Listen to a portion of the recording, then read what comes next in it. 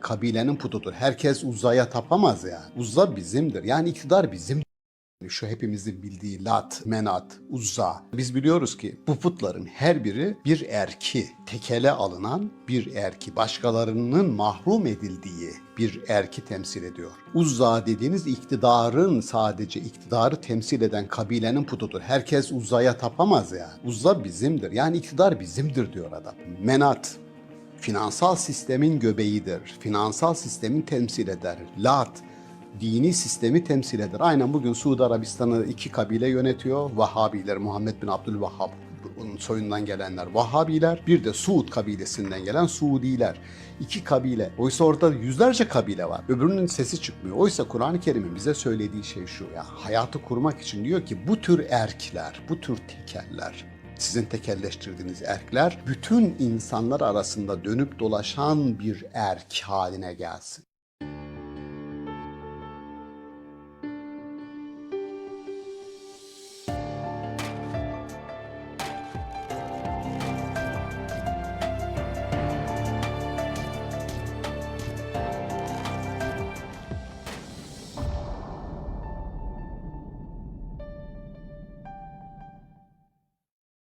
İstanbul Okulu'ndan herkese merhaba. Sevgili seyirciler, bu hafta konuğumuz Profesör Doktor Şaban Ali Düzgün.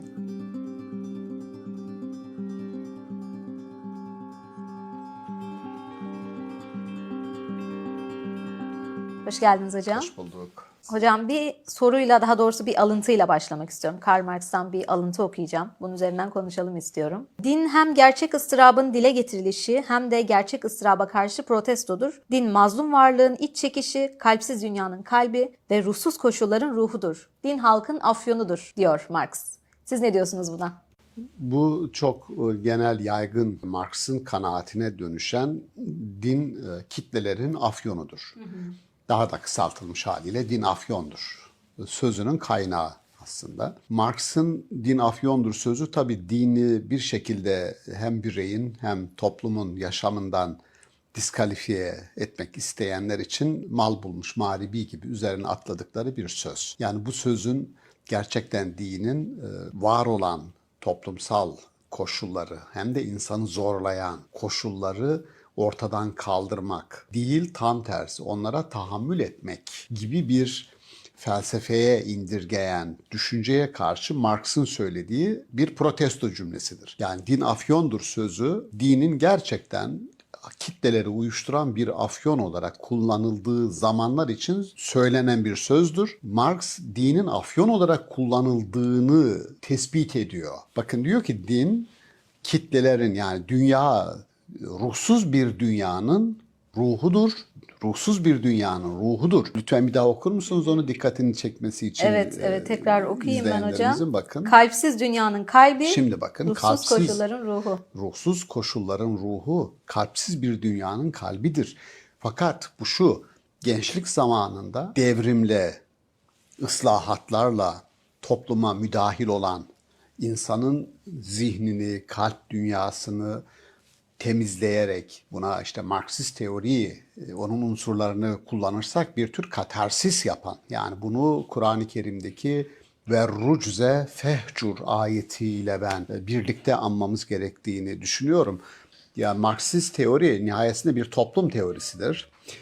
Kur'an-ı Kerim'de Hazreti Peygamber'i toplumun içerisine Hira'dan çekip, yani dağın başından Hazreti Peygamber'i tekillikten, tek başınayken orada alıp Mekke'ye, Ümmül Kura olarak bilinen, yani bölgenin merkezi, şehirlerin anası olarak bilinen tam da şehrin göbeğine getirip bırakıyor Hazreti Peygamber'i. Bireyi toplumun içerisine getiriyor. Toplumun içerisinde hareket edecek olan Hazreti Peygamber'in etkinliğini neye bağlıyor? Müddessir suresinden bahsediyorum. Şunları yap derken bir ayet tam da bu Marksist katarsis teorisini bize hatırlatıyor. Ayeti geçmeden şunu söylemek lazım. Marx bir Yahudidir. Biz bunu biliyoruz. Ve Yahudi kültürünü, Makabi Yahudilerinin isyanlarını, Romalılara karşı olan isyanlarını çok iyi bilen birisidir. Ve Yahova, Yahudiliğin Yahve ya da Yahovasını kendi sistemindeki proletarya ile yer değiştiren bir adamdır. Yani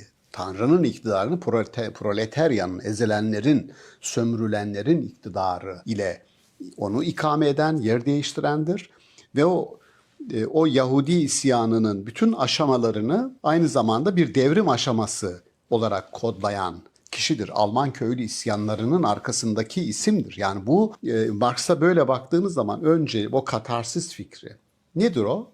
Mesela mülkiyet duygusundan arınmanız lazım diyor. Çünkü mülkiyet sizi zehirler. Yani insanın içerisinde var olan ama insanı toksik bir içerikle sürekli insanı zehirlemekte olan bazı yapılar var diyor. Bazı ön kabuller var. Onun temel tezi mülkiyet. Yani mülkiyet duygusu altyapı olarak eğer bir insanda bu altyapı varsa o mülkiyetin ürettiği üst yapılar, sanat gibi, din gibi, kültür gibi üst yapılar hepsi mülkiyetin belirlemesindedir. Dolayısıyla önce insan kendisini zehirleyen mülkiyet duygusundan kurtulmalıdır diyor. Şimdi bu kurtuluş fikri, temizleme, katarsis fikri, bir arınma olarak söylüyor. Arınma fikri yani şöyle düşününüz, bir yerde bir temizlik, kalbiniz temizse, zihniniz temizse size yeni bir düşünce, yeni bir idea gelir ve oraya oturur, yer bulacak ve oturacak. Değilse yer bulamaz. Gelip oraya onu oturtamazsınız. Önce bir temizlik lazım. Temizlikten sonra yani katarsisten sonra ancak bir katalitik düşünce yani insanı harekete geçirecek düşünce ancak ondan sonra gelebilir. Tipik Kur'an-ı Kerim'in Hazreti Peygamber'in etkinliğini bağladığı temel ilkeler var. Ya eyyuhel müddessir, kendi başına tek başına evde kalan, oraya kendisini kapatan, kum ve enzir, kalk ve insanları uyar dedikten sonra o uyarının şartlarını koyuyor. Onlardan bir tanesi ve rucze fehcur, toplumun, ataların, mevcut kültürün, alışkanlıkların, geleneklerin sende biriktirdiği tortulardan arın. Ve rucze fehcur. Fehcur hicret et. Yani bir bedenin Mekke'den Medine'ye hicret edebilmesi için önce zihindeki tortulardan, atalar kültünden, gelenlerden arınması gerekir ki o zihin o bedeni harekete geçirebilsin. Arınmış bir zihin. Dolayısıyla katarsis fikri burayla örtüşüyor. Ve başka ayetleri hatırlayalım. Diyor ki onların gözü vardır görmezler. Kulakları vardır duymazlar. Bildiğiniz Marksist teorideki katalepsi hali yani felç hali. Şimdi Marksist teorinin söylediği şey insanların büyük bir kısmı harekete geçecek yetilerden yoksundur. İnsanların kulağına bir şey söyleyeceksiniz, duyacak ve kalkacak, harekete geçirecek. Duymuyor ki adam. Çünkü o yetisini kaybetmiş. Kur'an-ı Kerim'in söylediği insanların büyük bir kısmından, büyük kısmı, bakın illa kalila dediği az bir kısımdan Kur'an-ı Kerim memnun. Bir avuç insan der her zaman. Bir avuç insan. Onun dışında kalanlar çoğunluk bir katalepsi durumu var onlarda. Felç gibidirler, harekete geçiremezsiniz. O harekete geçmek için önce o katarsisin olması lazım. Ve harekete geçirecek bir düşünce olması lazım. Şimdi ne harekete geçirecek insanları, hangi duygu ve düşüncelerle motive edeceksiniz? Mesela diyelim Hazreti Peygamber için konuşuyoruz. Ben şöyle bir tasarım, zihnimde bir sahne kuruyorum. Diyorum ki Hazreti Peygamber evinin içerisinde otururken ayet dedi ki kum feenzir, git ve insanları uyar. Hazreti Peygamber de tamam ne diyeceğim de insanlara, yani ne diyeyim? Ne diyeyim insanlara? Sahne şu, dese ki Hazreti Peygamber, ya Rabbi ya bir pankart hazırlayayım ben. Pankarta bir iki slogan yazayım. Onu alıp böyle çıkıp insanlara gösterdiğim zaman insanlar birden ya ne oluyor diye şimdi harekete geçirme dediğimiz o katalitik düşünce nedir Hazreti Peygamber harekete geçiren? Yani eline slogan olarak pankarta dövize yazıp çıkıp Mekke müşriklerine ilk gösterdiği ve o insanları birden harekete geçiren şey nedir? İşte Marksist düşünce diyor ya harekete geçirecek bir şey lazım onlara o katarsisten sonra. Temizlikten sonra adamlar temizledik tamam ön yargıları attık. Ondan sonra yerine bir şey koymam lazım ve insanları harekete geçirmem lazım. Bir toplum teorisyeni doğal olarak bunu düşünür. Peki Kur'an bu anlamda nasıl bir teori kuruyor? Slogan nedir? Beled suresinde çok açık. 1. Fekkü rakabe, kölelere özgürlük. İkincisi ev yahut da şu. İt'amun fi yevmin zi meskabe. Açlıkla, fakirlikle mücadele. Şimdi Hazreti Peygamber'in toplumun önüne çıkarken takındığı tavır tam bir toplumsal tarih felsefesi içerir. Siyasal tarih değil. Yani bir yöneten insanın ufkuyla konuşmuyor. Halktan biri olarak konuşuyor. Halktan birisinin mütercimi olarak konuşuyor Hazreti Peygamber. Çünkü açlıkla mücadeleyi ancak aç olan birisi adına dile getirebilirsiniz. Kölelere özgürlük dediğinizde de kölelerin mütercimi olursunuz, diline tercüman olursunuz. Bir toplumsal tarih dile getiriyor. Peki Marx neden bahsediyordu? Proletaryadan bahsediyordu. Yani çalışan kesim, işçi kesim, ezilen kesimden bahsediyordu. Şimdi mesele şuydu. Niye hedefleri itibariyle Marx'ın söylediği diyorum ya bir Yahudi kültürü içerisinden, bir din kültürü içerisinden konuşuyor Marx. Bunu unutmamak lazım. Öbür tarafta İslam bir din olarak onun peygamberine baktığınız zaman doğal olarak aynı hat üzerinde felsefeleri farklı olabilir. Yani Allah düşüncesi farklı olabilir Marx'ın. Bir Yahudi olarak ya da bir iktisatçı olarak ayrı bir şeyi var. Ayrı. Bizim meselemiz topluma yön verme ve harekete geçirme konusundaki motivasyondaki ortak zemindir. Peki nasıl oluyor da gençliğinde toplumu değiştirmeyi, dönüştürmeyi, yani değiştirmek tek başına bir amaç değil. Değişim hemen olabilir. Yani sabahtan akşama kadar değişebilirsiniz. Ama dönüşüm için en az bir nesil lazım. Dönüşüm. Çünkü dönüşümde psikolojik faktörler esastır. Değişimde fiziksel şartlar. Yani iktidarımızı biz ilan ettik diyelim ki bundan sonra cumhuriyet kuruyoruz. Bu değişimdir. Bir gecede yaparsınız bunu. Ama onun ruhunu sizin içselleştirebilmeniz için dönüşümdür bu. En az 20 yıllık bir neslin geçmesi gerekir denir. Değişim ve dönüşümde. Dolayısıyla benim temel iddiam şu. Hazreti Peygamber sahabileri değiştirdi. Çok az bir kısmını dönüştürdü.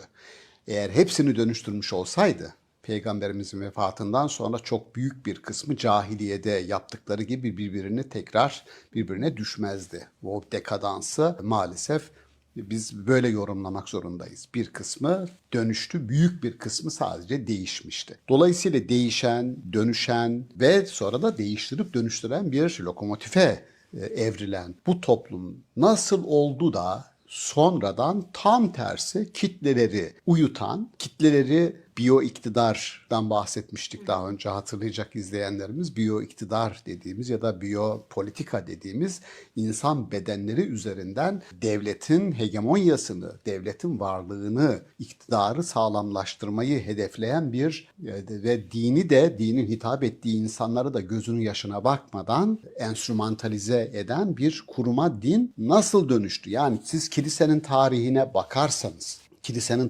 bakarsanız Batı'da dini nasıl olumlu bir insan yaşamında olumlu bir yere konumlandırırsınız? Yani bunu Marx'ın din afyondur derken, yani şöyle çok basit bir örnek diyelim, Katolik gelenekte purgatory yani araf kavramı var. O da şu: bir insan, bir Katolik öldüğü zaman doğrudan cennete ya da cehenneme gitmez. Nereye gider? Araf'a gider. O adamın cennete gidebilmesi için arkada kalanların kiliseye bağışta bulunması lazım. Tezgah değil mi? Yani. Bir tezgah. Yani adam şunu söylüyor. Bak, annen, baban gitti ve Araf'ta bekliyor. 3 kuruş versen bize cennete gidecek diyor. Şimdi vicdan yaptırıyor size. Şimdi protestanlar bunu reddediyor bak. Protestanlarda purgatory, Araf fikri yok. Çünkü bunun istismar olduğunu söylüyor. Öyle olunca şimdi aynı şeyi Marx söylüyor. Din afyondur diyor. Uyuşturucu anlamında. Ağrısını dindirmek için, teselli etmek için bir insana afyon verirsiniz teselli etmek için. Fazla verdiğiniz zaman double effect dediğimiz onu öldürür de. Şimdi Marx'ın kritik ettiği nokta tam da haklı olduğu noktadır. O da şu: bir yanlış anlaşılma mı var, gerçekte böyle mi? O da şu: diyor ki hayatta var olan kötülüklerle mücadele edip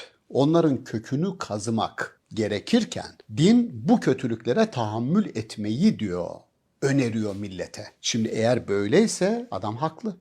Kötülükler bizim teodise, kötülük meselesini tartışırken de konuştuğumuz gibi kötülük dediğiniz şey bir insanın imtihanıdır. Doğru. Hangi anlamda? O kötülüğün kökünü kazıması anlamında. Yani o kötülük bugün kanser bir kötülük müdür? Kötülüğün kökünü kazıma ve insanlığın bir musibet gibi tepelerinde durmasını engellemek bizim işimiz, görevimiz. Yoksa benim başıma geldi, ben buna sabredeceğim, imtihanımdır değil söylenmek istenen. Bununla mücadele etmek ve Mücadele kurtulmak. etmek ve onu kurtulmak, ondan kurtulmak. Yani ya da savaşlar, katliamlar. Başımıza geldi çekeceğiz değil o.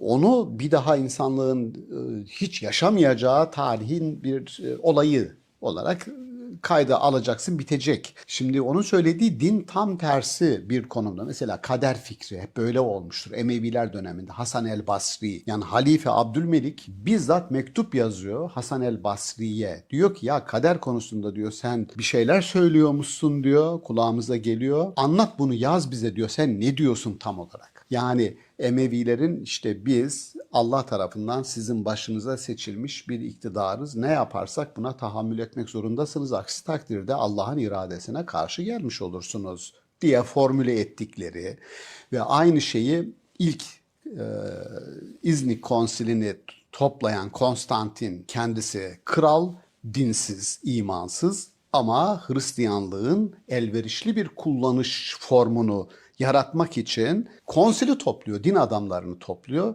ve ilkelerinizi belirleyin diyor. Bir devlet dini haline gelin. Buna Sezaro papizm diyoruz. Yani devletin papalığı, dini sonuna kadar istismar ettiği bir sistem bu. Şimdi bunu hiçbir kral, hiçbir sultan affetmez. Çok elverişli, kullanışlı bir enstrümansa din bunu kullanır. Louis Althusser'in söylediği devletin kullanışlı aygıtları içerisinde yargıçlar var, din de var. Asker de var. Bakın ya Gazali mesela bahseder bundan. Bu arayitellezi yükezzibi bir din onu anlatırken, ayetleri yorumlarken söyler. Ulemanın bir kısmı konformisttir der. Yani iktidarın varlığını devam ettirmek için payandalık yaparlar der. Kendisinin işte Bağdat'tan bir krize girip de Bağdat'ı terk etmesinin sebebini buna bağlarlar. Yani iktidarın sürekli payandalığını yapmış olmakla suçlarlar kendisini. Omid Safi'nin Türkçe'ye çevrilmedi ama İngilizcesi var. The Politics of Knowledge, Bilginin Politiği kitabında uzun uzadıya bu hikayeyi anlatır. Bu eskiden beri dinin ve dini kurumların, dinin doktrininin zalim bile olsa, kafir bile olsa bir yöneticiye isyan etmeme üzerine kurulu olan felsefesi geliyor burada bir devrim yaratmak isteyen, halkı harekete geçirmek isteyen Marx'ın duvarına çarpıyor. İyi ki de çarpıyor. Yani şunu anlayabiliriz. Yani niye bir zalim bile olsa bir iktidara isyan etmeyin diyor bizim geleneğimiz. Sebebi şu, onu anlayabiliyorum. Olumlamıyorum ama anlayabiliyorum. Çünkü iç savaşlarla Hazreti Peygamber'den sonra çok kan kaybetti. 10 binlerce Müslüman birbirini öldü. Dolayısıyla bir şekilde bu kanın durması gerekir. Bunu anlayabiliyorum. Ama bu ancak geçici olarak, yani olağanüstü hal dönemlerinde nasıl yönetim olur diye Cüveyni'nin Gıyasül Ümen min İltiyazı Zulem diye bir eseri var. Yani bizim geleneğimizde olağanüstü hal dönemlerinde yönetim, mesela İbn Zafer'in Sulvanul Muta kitabı da aynıdır. Ya bu insanlar olağanüstü hal dönemlerinde yöneten ile yönetilen arasındaki ilişkiyi ele alıyorlar çünkü kriz dönemi. Ama istisnalar... Ama biz bunu her zaman gibi görüyoruz. Ya bu kriz dönemi yönetimidir. Yani risk yönetimi değil, kriz yönetimi. Bir krizin içerisine düşmüşler ve bunu çözümlemeye çalışıyorlar. Kan dökülmesini nasıl önleriz? Bunu anlıyorum. Ama bunu genel bir teoriye dönüştürdüğü zaman din denilince aklına geliyor. Din denilince bir uyuşturucu madde gibi bir tanımlamayla karşı karşıya kalıyoruz. Haksızlık bu. Yani şu hepimizin bildiği Lat, Menat, Uzza, bu putlara karşı çıkıyor Kur'an-ı Kerim, bunları kritize ediyor. Ne olmuş yani? Yani puta, oysa biz biliyoruz ki bu putların her biri bir erki. Yani tekele alınan bir erki, başkalarının mahrum edildiği bir erki temsil ediyor. Uzza dediğiniz iktidarın, sadece iktidarı temsil eden kabilenin putudur. Herkes Uzza'ya tapamaz yani. Uzza bizimdir. Yani iktidar bizimdir diyor adam. Menat, finansal sistemin göbeğidir. Finansal sistemin temsil eder. Lat, dini sistemi temsil eder. Aynen bugün Suudi Arabistan'ı iki kabile yönetiyor. Vahhabiler, Muhammed bin Abdülvahhab'ın soyundan gelenler Vahhabiler. Bir de Suud kabilesinden gelen Suudiler. İki kabile. Oysa orada yüzlerce kabile var. Onlar hiçbir şekilde yaklaştırılmıyor. İki kabile iktidarı tekellerine almış. Birisi dini tekel, birisi finansal tekel, iktidar tekeliyle götürüyor. Öbürünün sesi çıkmıyor. Oysa Kur'an-ı Kerim'in bize söylediği şey şu ya. Hayatı kurmak için diyor ki bu tür erkler, bu tür tekeller, sizin tekelleştirdiğiniz erkler bütün insanlar arasında dönüp dolaşan bir erk haline gelsin. İşte deniliyor ki demokrasi buna ne kadar imkan veriyor? Bunu tartışıyoruz. Yani halka sorduğunuz zaman ama diyorsunuz ki halka sorduğunuz zaman, çoğunluğa uyduğunuz zaman da yanlış yaparsınız. Ayet-i Kerime de onu söylüyor. Neden? Çünkü biliyor ki çoğunluk rasyonel davranmaz, duygularıyla davranır. İki güzel söz söylersin. Her birinize iki anahtar vaat ediyorum. Bir ev ve bir araba dediğinizde oldu bu bizim biliyorsunuz siyasal tarihimizde. İnsanlar kulaklarıyla inanıyorlar. Hiç rasyonel değil. Karşılığı yok yani. Karşılık buldu mu buldu. Neden? Çünkü çoğunluk duygusal. O zaman demokrasi, halkın çoğunluğu demokratiya oldu akratiya. Akratik rejim yani kötü bir rejim oldu Aristo'nun tanımıyla. Yönetimlerin en kötüsüdür diyor. Sebep? Çünkü sorduğumuz insanların erdem gibi bir derdi yok. Doğruluk, hakikat diye bir derdi yok. Ne derdi var? Bana iki anahtar ver derdi var. Öyle olunca kimden bilgeliği, yönetimi, erdemi, kemali, yetkinliği, toplu halde yaşamanın, kamusal alana adım atmanın temel gerekçesi Fusulül Medeni'de, Farabi'nin söylediği ya da El Medinetül Fadıla'da erdemli devlette söylediği nedir? Devlet niye var? Devlet insanın yetkinleşmesini sağlamak için var. Her birimizin eksikliklerini toplu halde yaşayarak birbirimizden yararlanarak tamamlamak, kemale ermek için var. Peki sorumuz şuydu tartıştığımız mesele. Din ne kadar böyle bir yüce hedefe hizmet ediyor?